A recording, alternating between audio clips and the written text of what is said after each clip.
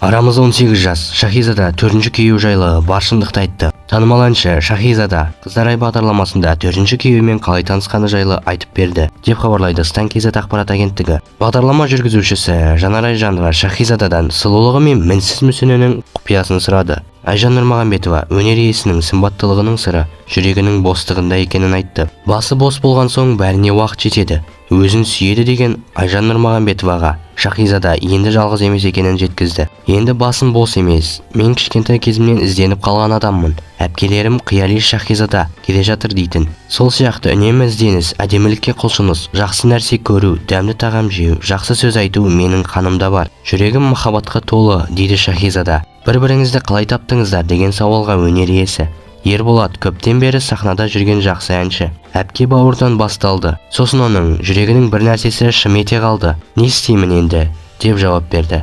Шахизаданың айтуынша, сүйіктісімен арасындағы жас айырмашылығы махаббатқа еш кедергі болмаған. Арамыз 18 жас, махаббат жасқа қарамайды, жүрекке әмір жүрмейді деген сөз бекер айтылмаған. Жақсы көретін адамың болса, түсіністікпен қарау керек. Әрине, ішім жылайды, бірақ мен сыртқа көрсетпеймін. Мен тек ән арқылы жіберемін, дейді өнер жұлдызы.